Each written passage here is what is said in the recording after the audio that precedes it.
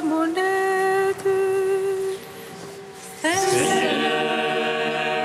viens vite à mon secours. Gloire au Père, au Fils, au Saint-Esprit, maintenant et toujours. Dans les siècles des siècles.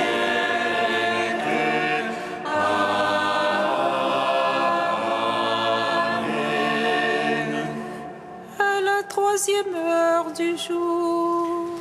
Seigneur Tout-Puissant, sur tes apôtres tu envoyas le Saint-Esprit, faisant ta bonté qu'il ne s'éloigne pas de nous, mais renouvelle et illumine nos cœurs.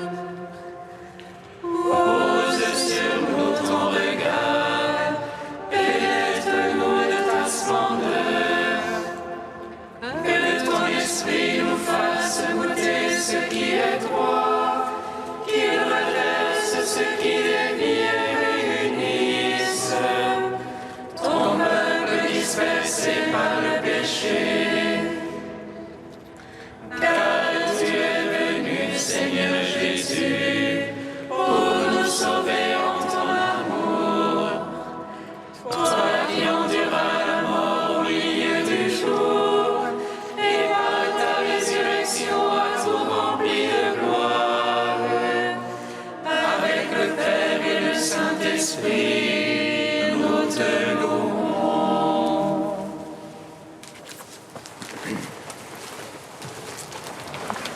Si tu savais le don de Dieu,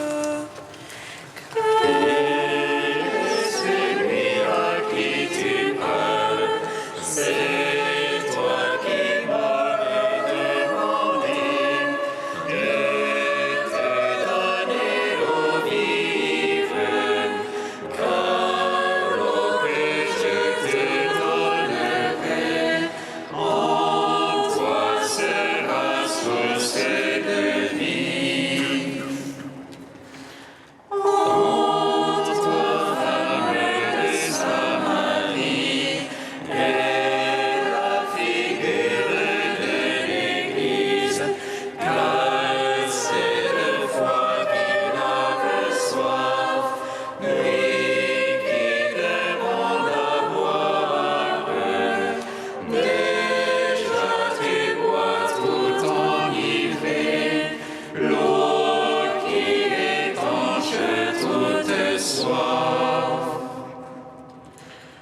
Toi qui venais puiser de nous, je t'ai puisé de ton abîme. Sans eau, je purifie ton cœur. En toi, j'ai fait couler ma vie. C'est de la croix qu'elle a jailli. L'eau et le sang versés pour tous. Psaume 118, strophe 22. Seigneur, que ne soit pas confondu ceux qui t'espèrent.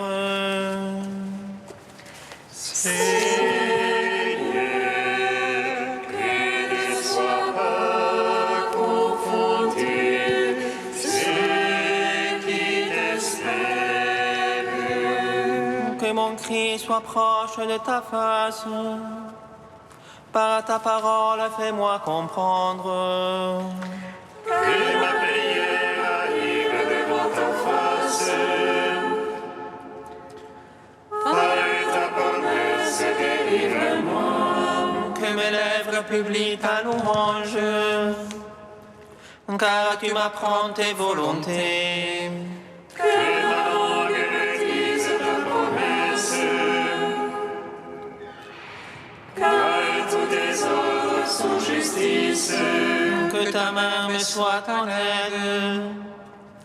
Car je choisis tes préceptes. J'ai désir de ton salut, Seigneur. Ta gloire fait mes délices. Que vive mon âme te louer. Tes jugements me soient en aide. Je m'égare le brebis perdu. Viens chercher ton serviteur. Non, je n'ai pas oublié tes commandements. Ton salut selon ta promesse. Gloire au Père, au Fils, au Saint-Esprit. Pour les siècles des siècles. Amen. Seigneur, que ne soit pas confondu ceux qui t'espèrent. Psaume 74. Pardonne-nous, Seigneur, car nous avons péché contre toi. Pardonne-nous, Seigneur, car nous avons péché contre toi. À toi, nous rendons grâce, ô Dieu. Nous rendons grâce en invoquant ton nom. À toi, nous rendons grâce, ô Dieu. Nous rendons grâce en racontant tes merveilles. Au moment que j'aurai décidé, je ferai moi droite justice. La terre s'effondre et ses habitants. J'ai fixé, moi, ses colonnes. J'ai dit aux arrogants, pas d'arrogance. Aux impies, ne levez pas votre front. Ne levez pas si haut votre front. Ne parlez pas en raidissant l'échine. Ce n'est plus au levant ni au couchant, au désert ni du côté des montagnes. Non, c'est Dieu le juge. L'un il abaisse, l'autre il élève. C'est une coupe dans la main du Seigneur. C'est un vin écumant plein d'aromates. Il verse, ils enlèchent la vie. Ils boivent tous les impies de la terre. Et moi je n'en serai à jamais. Je jouerai pour les dieux de Jacob. Je briserai le front des impies. Mais le front des justes s'élèvera. Gloire au Père, au Fils, au Saint-Esprit. Pour les siècles des siècles. Amen. Pardonne-nous, Seigneur, car nous avons péché contre toi. Psaume 75. En Juda, Dieu est connu. En Israël est grand et son nom. Sa tente s'est fixée au Salem, et sa demeure en Sion. Là, il a brisé les traits de l'arc, le bouclier, l'épée et la guerre. Toi, le lumineux et magnifique, des montagnes de butin leur sont prises. Les braves ont dormi leur sommeil. Tous ces guerriers, les bras leur ont manqué. Sous ta menace, Dieu de Jacob, le char et le cheval se sont figés. Toi le terrible, qui tiendra sous le coup de ta fureur. Des cieux, tu fais entendre la sentence. La terre a peur et se tait. Quand Dieu se lève pour juger, pour sauver tous les humbles de la terre. La colère des hommes te rend gloire. Tu descendras de l'échappée de la colère. acquittez-les à votre Dieu. Ceux qui l'entourent, faites des offrandes terribles. Il éteint le souffle des princes. Terrible au roi de la terre. Gloire au Père, au Fils, au Saint-Esprit. Pour les siècles des siècles. Amen. Pardonne-nous, Seigneur, car nous avons péché contre toi. Cantique de Baruch 3, page 316. Écoute Israël les préceptes de vie, ton l'oreille apprend à discerner. Que se passe-t-il Israël? Pourquoi as-tu vieilli en terre étrangère? C'est que tu as abandonné la source de la sagesse. Si tu avais marché dans la voie de Dieu, tu habiterais dans la paix pour toujours. Apprends le chemin de l'intelligence, où sont la science et la force. Pour connaître aussi de longs jours la lumière des yeux et la paix. Il a trouvé la demeure de la sagesse, qui est entrée dans ses trésors. Il monta au ciel pour la saisir et la faire descendre des nuées. Qui passa la mer pour la découvrir, la rapporter au prix d'un or très pur. Nul ne connaît sa voie, nul ne comprend ses sentiers. Celui qui sait tout la connaît, par son intelligence il l'a découverte. Il a indiqué à Jacob son serviteur, à Israël son bien-aimé. Ainsi elle est apparue sur la terre, et elle a vécu parmi les hommes. Gloire au Père, au Fils, au Saint-Esprit, pour les siècles des siècles. Amen.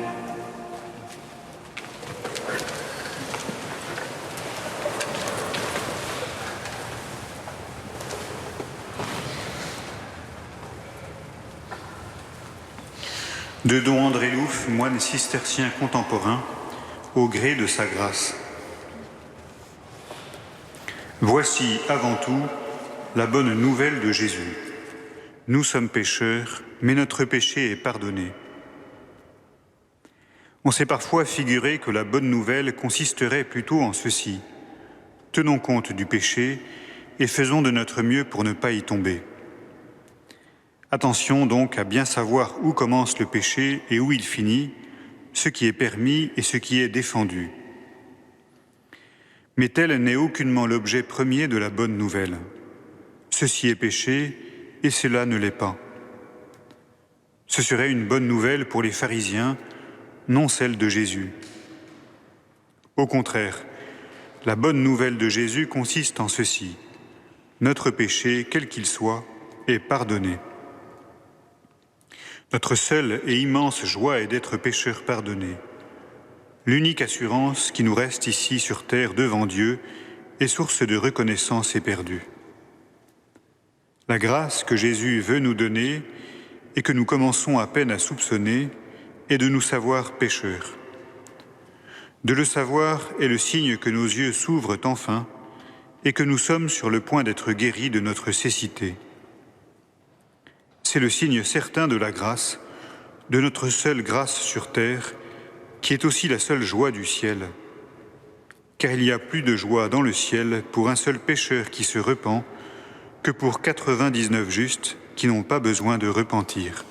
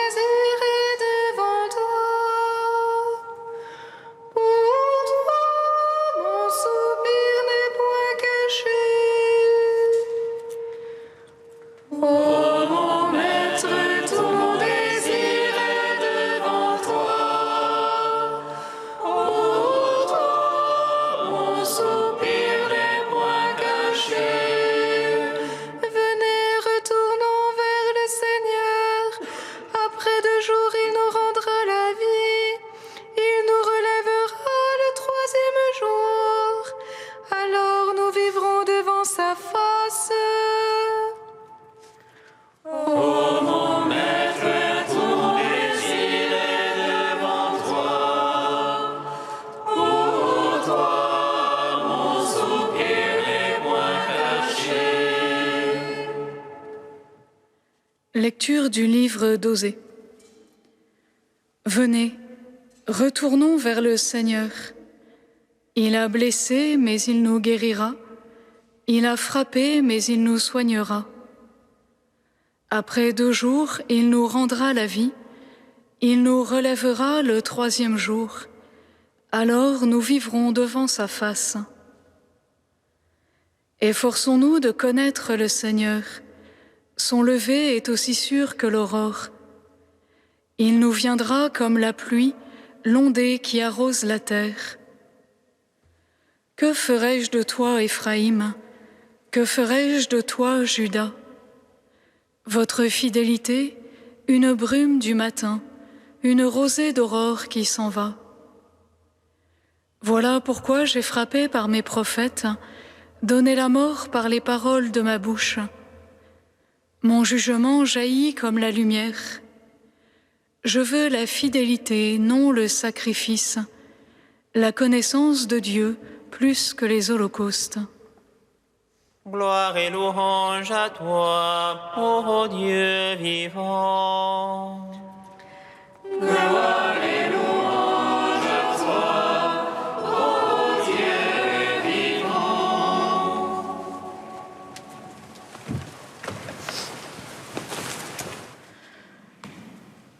Reviens, Israël, au Seigneur ton Dieu, car tu t'es effondré par suite de tes fautes, entendions-nous hier.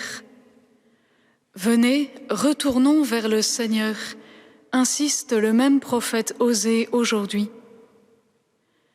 Cette parole de la liturgie se fait insistante au cœur de ce carême. C'est que le cœur de l'homme est inconstant, comme le dénonce aujourd'hui le Seigneur dans ce passage, et notre enthousiasme du début de carême pour avancer sur le chemin de la conversion s'est peut-être quelque peu affadi. Alors, à travers ce texte, la liturgie nous redonne la direction. Revenons au Seigneur. C'est lui qui nous guérira, qui pansera nos blessures, car c'est lui qui nous a blessés et frappés. Le verset qui précède ce passage nous éclaire sur l'attitude de Dieu. Je m'en irai, je retournerai en ma demeure, jusqu'à ce qu'ils s'avouent coupables et recherchent ma face, dit le Seigneur, et que dans leur détresse, ils me cherchent. Dieu se retire, et cet éloignement est blessure pour un peuple qui n'a alors plus de repères. Ce retrait se veut pour une nouvelle fécondité, pour susciter chez l'homme une nouvelle dynamique de vie qui passe par la démarche de reconnaître son péché. Reconnaissance qui ouvre à la grâce, reconnaissance qui donne la vie. Revenir au Seigneur par l'aveu de son péché pour retrouver cette source de vie et venir y puiser l'eau vive du salut. Après 2 jours, il nous rendra la vie, il nous relèvera le 3e jour, alors nous vivrons devant sa face. C'est bien un chemin pascal que nous sommes invités à prendre. Chemin de croix et de résurrection comme disciples à la suite du Christ. Chemin d'espérance qui nous donne la certitude dans la foi de l'aurore qui se lève après le passage au creuset de l'épreuve. Rosée de la grâce qui se répand et vient féconder la terre sèche de nos cœurs pour lui donner de porter du fruit. Mais face à ces paroles d'espérance du prophète, Dieu le ramène à la réalité d'un peuple au cœur inconstant. Votre fidélité, une brume du matin, une rosée d'aurore qui s'en va. Comme nous nous reconnaissons bien là. Mais le Seigneur ne s'arrête pas sur cette parole et donne la clé à son peuple pour revenir à lui. Je veux la fidélité, non le sacrifice, la connaissance de Dieu plus que les holocaustes. L'inconstance des cœurs est à chercher dans la méconnaissance de Dieu, méconnaissance qui porte à une piété qui n'est plus portée par le cœur. Le peuple, et nous à sa suite, est donc invité à se mettre en route sur un chemin de vraie connaissance de Dieu. Ainsi, nous sommes invités à faire grandir ce cœur à cœur, cette intimité avec le Seigneur pour qu'il habite davantage notre cœur et notre agir. Le chemin de conversion à entamer commence donc par reconnaître son péché pour faire de la place au Seigneur. Alors, poursuivons ou entamons, comme des ouvriers de la dernière heure, ce chemin à la suite de Jésus, montant à Jérusalem, qui s'avance vers sa passion volontaire. Demeurons les yeux fixés sur lui, et nous ne nous tromperons pas de chemin. Il nous conduit vers la croix, lieu de notre salut et de celui du monde entier.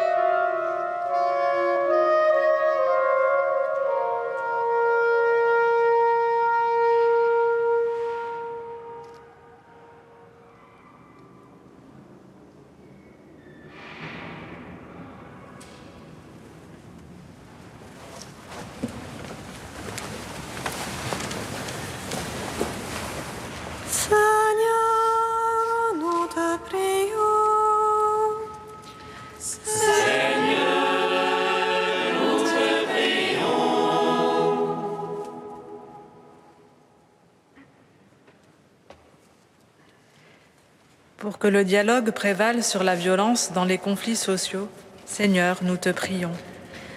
Seigneur, nous te prions. Pour que les différents pays du monde prennent des mesures favorables à la préservation de l'environnement, Seigneur, nous te prions. Seigneur, nous te prions. Pour que notre ville de Paris soit un lieu accueillant pour ses habitants et pour ses visiteurs, Seigneur, nous te prions. Seigneur, nous te prions. Tu es saint Dieu, tu es saint fort, Dieu saint immortel, aie pitié de nous. Tu es saint Dieu, tu es saint fort,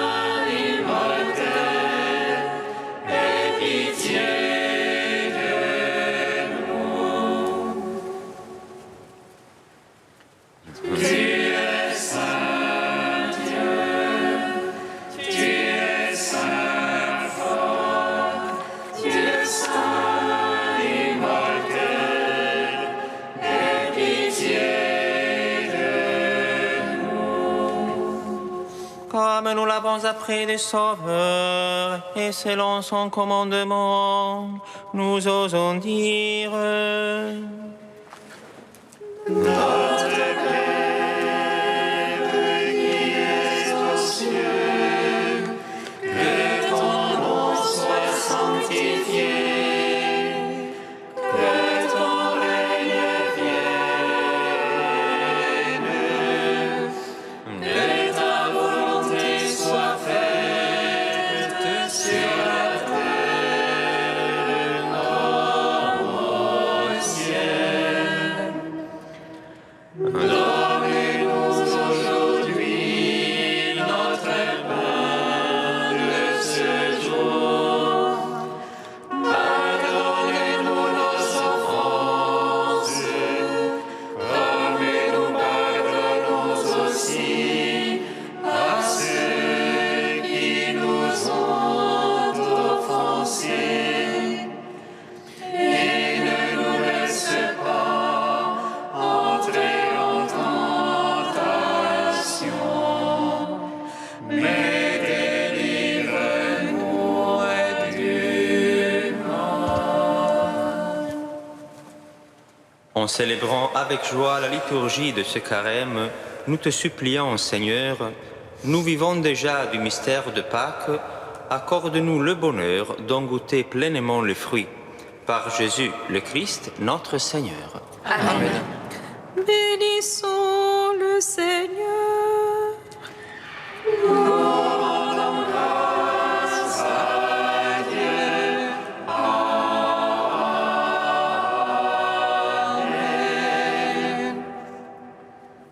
L'ange annonça à Marie qu'elle serait la mère du Sauveur. Et conçue de l'Esprit Saint, réjouis-toi, Marie pleine de grâce, le Seigneur est avec toi.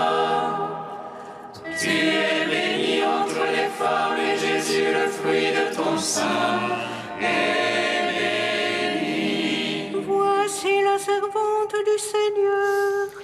Qu'il me soit fait selon ta parole.